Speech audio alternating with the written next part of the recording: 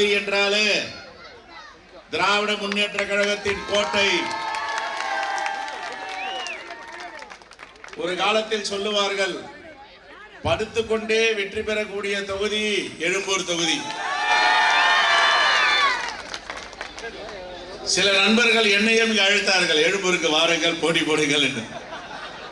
ஆனா எங்க திருப்பெரும்புதூர் தொகுதி மக்கள், நீ எங்களை விட்டு போக கூடாது, நீங்க தான் இருக்கணும், என்ன கட்டி போட்டாங்க. அதனால அருமையான வேட்பாளர், ஆற்றல் மிகு வேட்பாளர், வழக்கறிஞர், தி ரேர் அண்ட் ரேரஸ்ட் கேண்டிடேட் என்று சொல்லுவார்கள். அபூர்வமான வேட்பாளரை, அற்புதமான வேட்பாளரை மாண்புமிகு முதலமைச்சர் அண்ணன் முத்துவேல் கருணாநிதி ஸ்டாலின் அவர்கள் இவரை இங்கே நிற்பாட்டி இருக்கிறார்.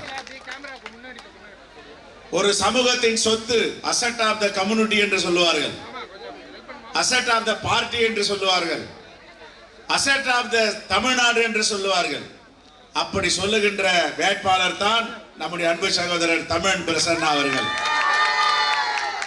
தொலைக்காட்சி விவாதங்களிலே நீங்கள் பார்த்திருப்பீர்கள், தமிழ்நாட்டுடைய உரிமை, தமிழ்நாட்டுடைய நலன், தமிழ்நாட்டுடைய எதிர்காலம், தமிழ்நாட்டுடைய இளைஞர்கள், தாய்மார்கள், பெரியோர்கள், தொழிலாளர்கள் எல்லோருக்கும் ஒருத்தர் தொலைக்காட்சி விவாதத்தில் குரல் கொடுத்து பாதுகாக்கிறார் என்றால் அன்பு சகோதரர் தமிழன் பிரசன்னா மட்டும்தான். பார்த்திருக்கீங்களா தொலைக்காட்சியில் அவருடைய விவாதத்தை? நான் அவருடைய ரசிகன், பார்த்துருவேன், அப்படியே எங்கேயும் போக மாட்டேன். பாரியா, நம்ம ஊர்ல நம்ம தம்பி இவ்வளவு படிச்சுட்டு அடக்கமா அழகா எதிரிகள் கூட சங்கடப்படாம தன்னுடைய வாதங்களை வைக்கிறாரு.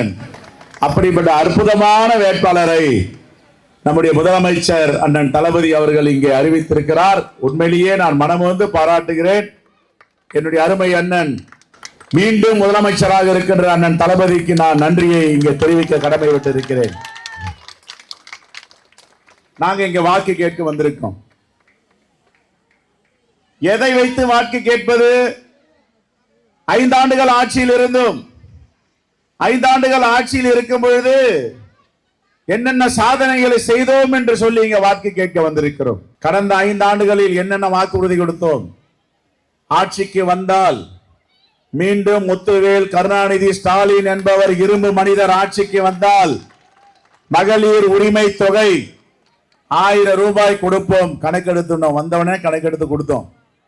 மகளிர் விடியல் பயணம், மாநகர பேருந்தில தாய்மார்களுக்கெல்லாம் கட்டணமில்லா பயணம்.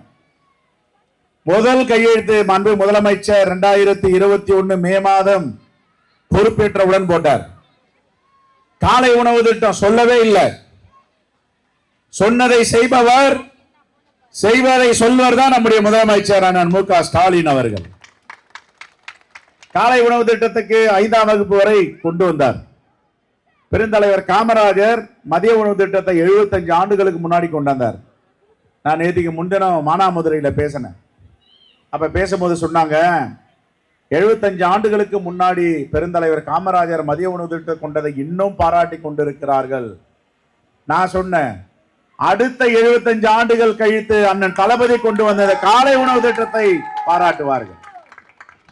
இது சாதாரண திட்டம் இல்ல. பசியை அறிந்தவர்கள், மக்களை புரிந்தவர்கள் தான் இந்த திட்டம்லாம் தீட்ட முடியும். குழந்தைங்க காலையில காலை உணவு சாப்பிடாம பள்ளிக்கூடத்துக்கு போறாங்க. ஆய்வு பண்ணதுல அறிவுத்திறன் குறையுது, கற்றல் அறிவு கொஞ்சம் தாமதப்படுது, மந்தப்படுதுன்னு ஒரு அறிக்கை கொடுத்தாங்க. இவர் சுற்றுப்பயணம் போறார் முதலமைச்சர். அப்ப அங்க பார்க்கும்போது குழந்தைங்களாம் சாப்பிட்டீங்களான்னா சாப்பிடலன்னாங்க. காலையில சாப்பிடாமையா பள்ளிக்கூடத்துக்கு வரீங்க? ஆமான்னாங்க. உடனே நிதித்துறை செயலாளர், தலைமை செயலாளர், சட்டத்துறை செயலாளர் அழைச்சு காலை உணவு திட்டத்தை நான் கொண்டு வருவேன் 5ஆம் வகுப்பு வரை கொண்டு வந்தார். நம்ம பிள்ளைங்க பள்ளிக்கூடத்தோடு நின்று போயிடுதுங்க, கல்லூரிக்கு போறது இல்ல. இந்த சிந்தனை யாருக்கு வரும்? வீட்டுக்கு ஒரு பட்டாதாரி வரணும். தமிழ்நாடு முழுவதும் பார்த்தா எங்க பார்த்தாலும் பட்டாதாரிகளா இருக்கணும், கிராஜுவேட்டா, டிகிரி படிச்சிருக்கணும். என்ன பண்ணாரு? புதுமை பெண் திட்டம், தமிழ் புதல்வன் திட்டம், 3 ஆண்டுகள் பட்டப்படிப்புக்கு 36 மாதங்களுக்கு மாதம் மாதம் நான் 1000 ரூபாய் தருவேன், நீங்கள் பட்டப்படிப்பை தொடருங்கள் என்னார். இன்னைக்கு பட்டதாரிகளுடைய விழுக்காடு பல மடங்கு உயர்ந்து போச்சு. தமிழ்நாட்டில் கற்றறிவு பெற்ற மாநிலமா மாத்திட்டார்.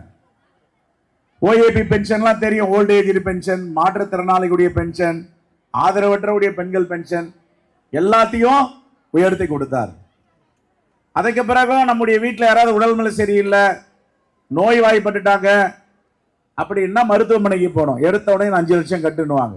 இதை புரிந்த மாண்பு முதலமைச்சர் 5 லட்சம் ரூபாய் கலைஞர் காப்பீட்டு திட்டத்தை கொண்டு வந்தார். இதெல்லாம் நாங்கள் செஞ்சதில்லை.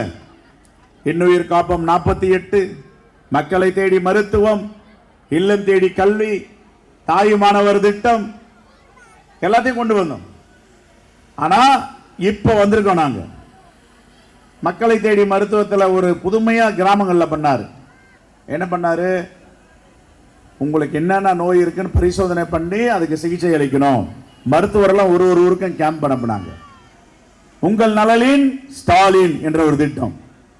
நம்ம எல்லாம் கலெக்டர் ஆபீஸ் போனோம், கார்பரேஷனுக்கு போனோம், தாசில்தார் ஆபீஸ் போனோம், தேவையே இல்லை. எல்லா தாசில்தார் கலெக்டர் கிராமத்துக்கு அனுப்புங்க, முகாம் அமைங்க, என்னென்ன பிரச்சனைன்னு கேளுங்க, அங்கேயே தீர்த்து கொடுங்க. இந்தியாவில் எங்கேயுமே நடக்காத திட்டங்கள் இதெல்லாம். இதையெல்லாம் முடிச்சுட்டு இப்ப வந்திருக்கோம். எங்கள் அருமை சகோதரர் வழக்கறிஞர் தமிழன் பிரசன்னாக்கு வாக்கு கேட்கிறோம்.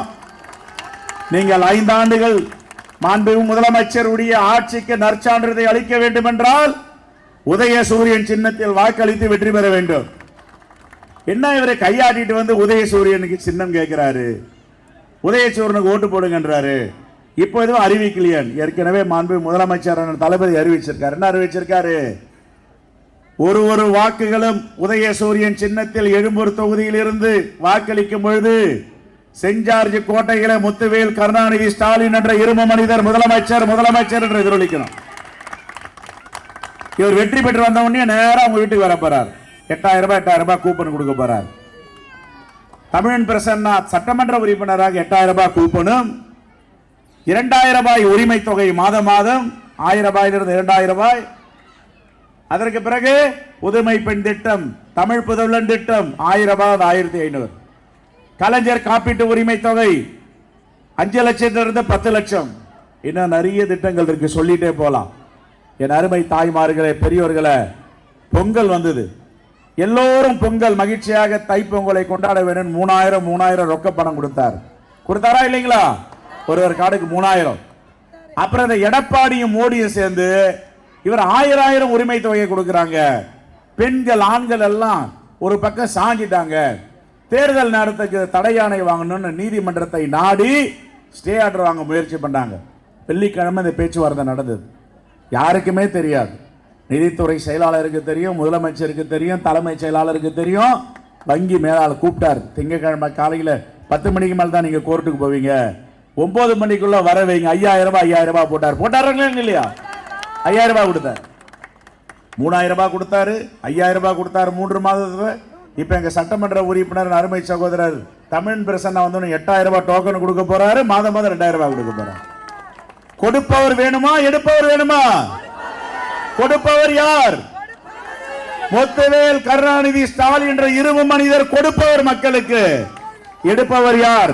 மோடியும் எடப்பாடியும். ஜிஎஸ்டி மூலமா அவர் எடுத்துருவார். அவர் என்ன கேட்கிறார்? கையெழுத்து போட்டு சாசனத்தை எழுதி கொடுத்துருவார். தமிழ்நாடு வேணுமா, பெரியமேடு வேணுமா? சரி, பெரியமேடு எழுதி கொடுத்துறார். மோடி கேட்டா எழுதி கொடுத்துருவார். இல்ல பெரியமேட்ல நாவல் ஹாஸ்பிட்டல் ரோடு வேணும், அதையும் எடுத்துங்கன்னுவார். அப்படித்தானே ஜிஎஸ்டியில போய் கையெழுத்து போட்டாரு, உதய மின் திட்டத்தில் கையெழுத்து போட்டாரு, அப்புறம் நீட்டை கொண்டு வந்தாரு. அந்த அம்மா ஜெயலலிதா உயிரோடு இருக்க வரைக்கும் முடியாது நினைச்சு. நம்முடைய தலைவர் கலைஞர் என்ன முடிவு எடுத்தாரோ அந்த முடிவுக்கு ஒத்து போனாங்க அந்த அம்மா. ஆனா இவர் என்னென்ன கேட்கிறாரு? கையெழுத்து போட்டு தமிழ்நாட்டு உரிமைகளை தாரை வார்த்து கொடுத்தவர் தான். இங்க யாரு நிக்கிறாங்க நமக்கு எதிரா? யாரு நிக்கிறாங்க? மோடி நிக்கிறார். அதிமுக அந்த கூட்டணி எல்லாம் இல்ல, எல்லாம் கிளை கழகமா கிளை கட்சியா மாறி போச்சு. இலை கட்சி கிளை கட்சியா மாறி போச்சு. ஆகவே இங்க நிற்பது மோடி நிற்கிறார். எனக்கு ஒரே ஒரு கவலைதான், வெற்றி பெறுவார். ஆனால் எப்படி வெற்றி பெற வேண்டும் என்றால், எதிர நின்றவர்கள் டெபாசிட் வாங்கவில்லை, 2-3% வாக்குகள் கூட வாங்கவில்லை. அப்படி இந்த 5 ஆண்டுகள் நடத்திய நல்ல ஆட்சிக்கு அண்ணன் முத்துவேல் கருணாநிதி ஸ்டாலின் என்கிற இரும்பு மனிதர் எல்லை சாமியாக தமிழ்நாட்டையும் தமிழ் மண்ணையும் பாதுகாத்து வருகிறார். அவருக்கு நீங்கள் அங்கீகாரம் அளிக்க வேண்டும், நற்சான்றிதழை அளிக்க வேண்டும்.